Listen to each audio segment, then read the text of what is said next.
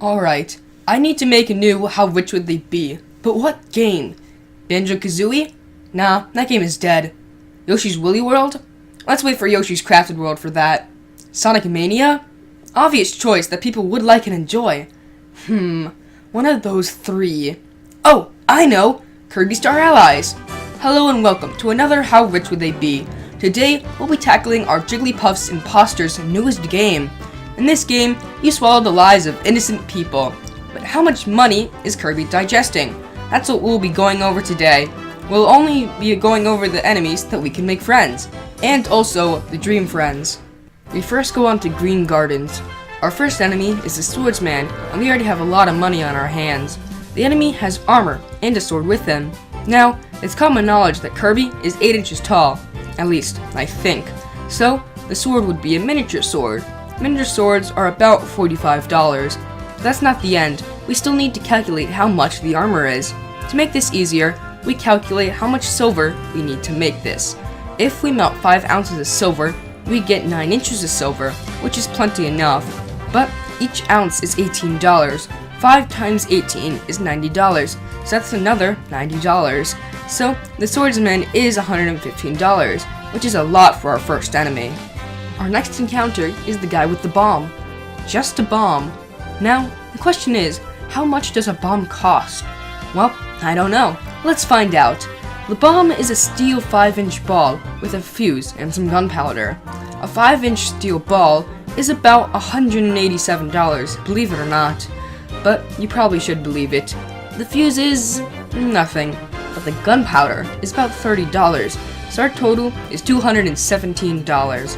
So our total cost is $332 so far, and we're only about 3 minutes into the game. We then encounter a cutter, which you can make some serious jokes about that. The enemy has a gold boomerang and has gold armor. Oh my god, the gold armor. Gold costs a lot more than silver, in case you didn't know. Using the trick we did for the swordsman, we get $6,350 on the armor alone. But what about the boomerang? A steel boomerang costs about $22. Now, it's entirely possible that the boomerang is made out of gold, but it could also be a metal boomerang with spray painted gold, and I'll take the second one so I don't have to do any more equations. So, for our Australian friend, it's $6,379. The extra $7 comes from the spray paint, BT dubs. Our next unique character is our fire friend. I could add on some money on how his hair is fire, but this is a Kirby game, so I don't care. But I can tax on the silver headband and ruby. We will do the same silver thing again, but we don't need as much since it's only a headband. The headband is about $36, but the ruby costs a lot more, about $1,200 to be exact. So, a little Leo cost $1,236, which is a lot since there is a lot of this guy. We then get to Mr. Frosty, who is a snowman. Costs nothing, which is sad, but whatever. And that's the end of level 1. About 9 minutes on a 6-hour game. Oh boy, this is gonna be a long one. We now are on Donut Dome. Donuts.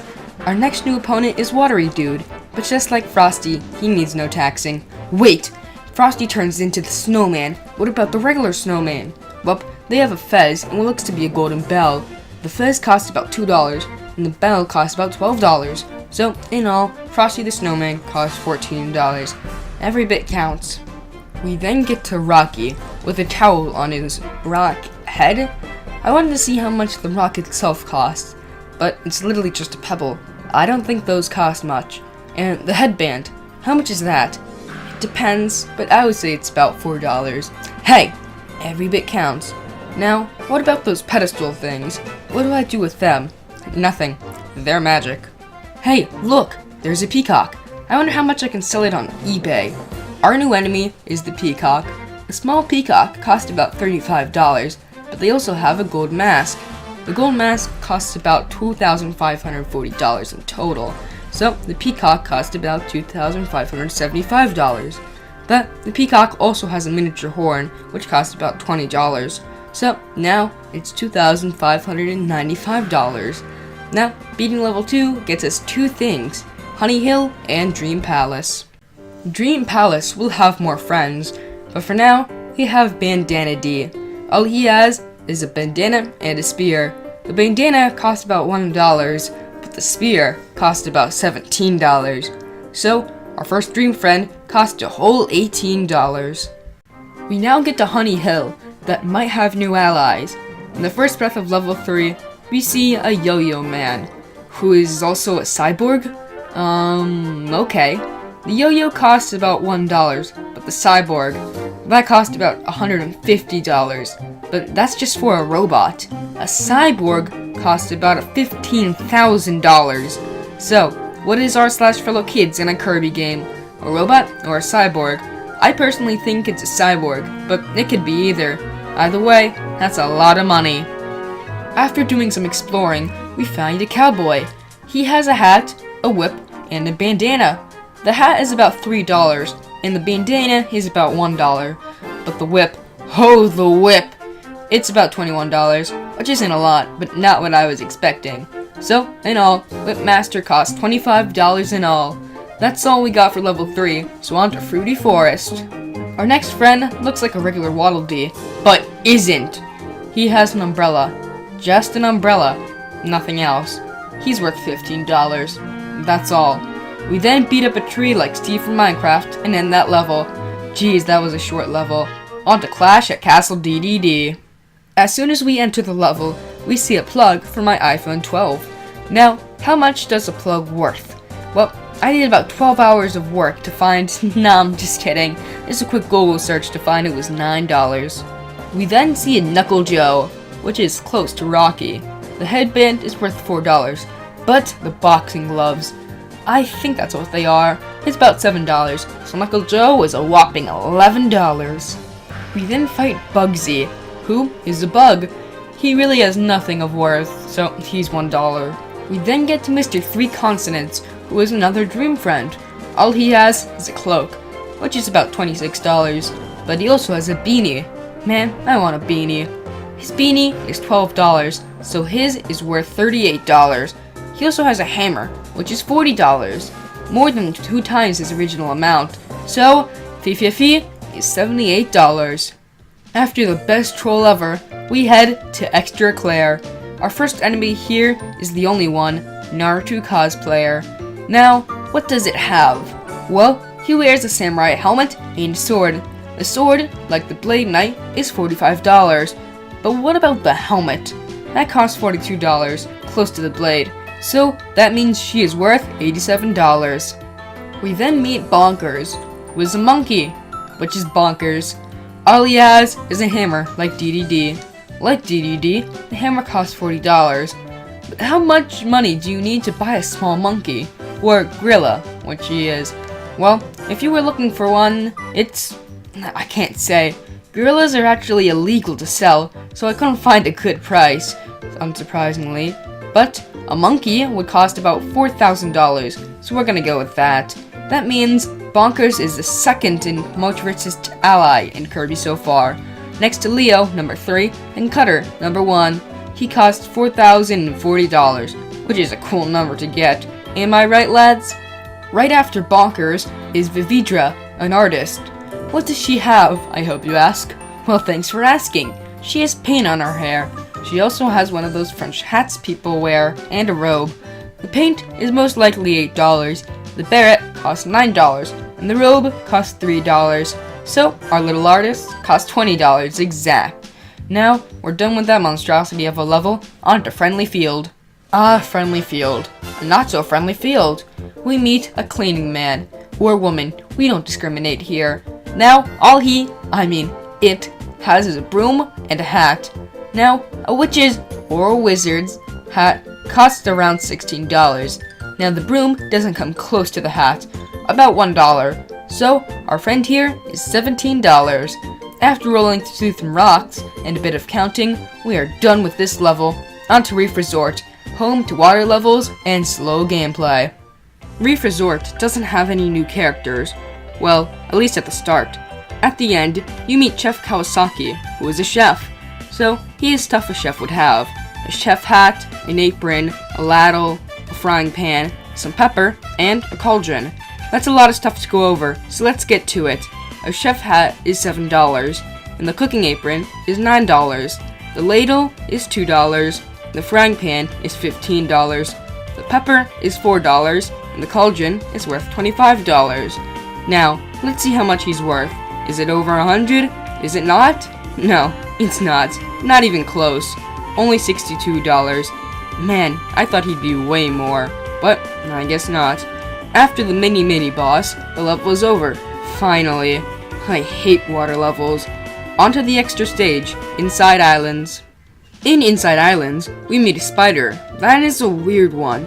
You can take its powers, but can't make it a friend? I'ma still count it, even though it costs $1 since it's just a spider. After more swimming, we find a nuke. Now, this is like the spider, but it's not worth one measly dollar. Now, the nuke is about 6 inches and a half foot. Now, the closest thing to the bomb in the real world is the Fat Man. The nuke, not my creepy uncle who lives in the basement. That bomb is 11 feet and cost about $30 million to make. So the bomb in Kirby is about 6% of the Fat Man. That means we divide 30 million by 6. That's $5 million. That's how much the bomb costs. That takes number 1 easily, since Cutter is worth $6,000, and it was number 1. After that mini heart attack, the level is over, so on to Echo's Edge. Echo's Edge is a snow level, so I don't expect new monsters here. We unfortunately do. We have what I like to call a blue Yeti, or a mic. Now this dude has a mic for a head, from a Yeti, and a gold base.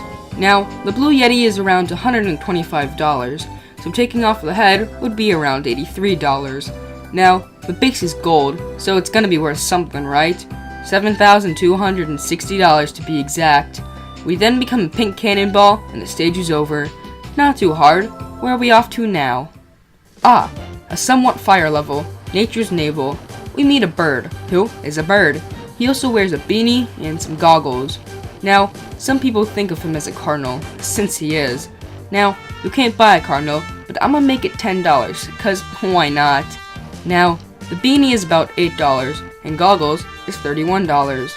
So, our flying friend is $49. So close to 50. After some serious counting and restarting the whole stage over cause you miscalculated, it's over. We were going to go to Sacred Square, but I want to head to Duplex Dream. I'ma come clean. There's no new characters in this extra level. I had to double check to make sure, and there's no new friends.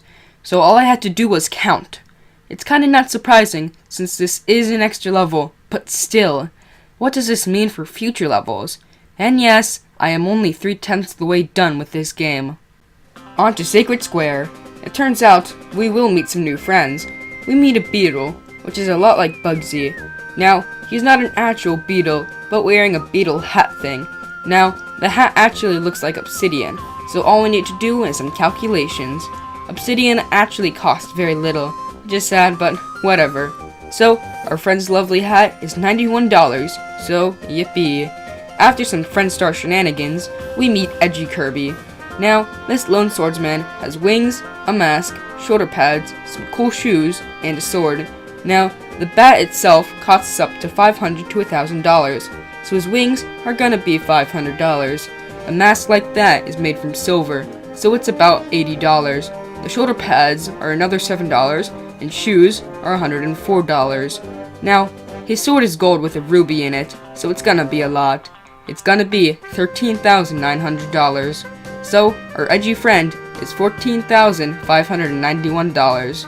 But we only encountered him once, so that's it for him. We now leave Planet Popstar and go to the level Gatehouse Road. We immediately meet NESP, which has the best name ever. He has a cloak and some gold on him. The gold racks up to $5,080, and his cloak is $11. So, our knockoff version from Ness from Undertale, I mean Smash Bros, is $5,091. Oh, hello Pon and Con, we have to kill you now. It's a little sad that they cannot become my friends, but that's fine. After some bosses, or is it boss eye, we head to Eastern Wall. We go through what seems to be a boss fight and see a staff man. He has a staff, thank you Captain Obvious, and a hat. He also has a mask and some gloves. The staff is $60 and the beanie is $27.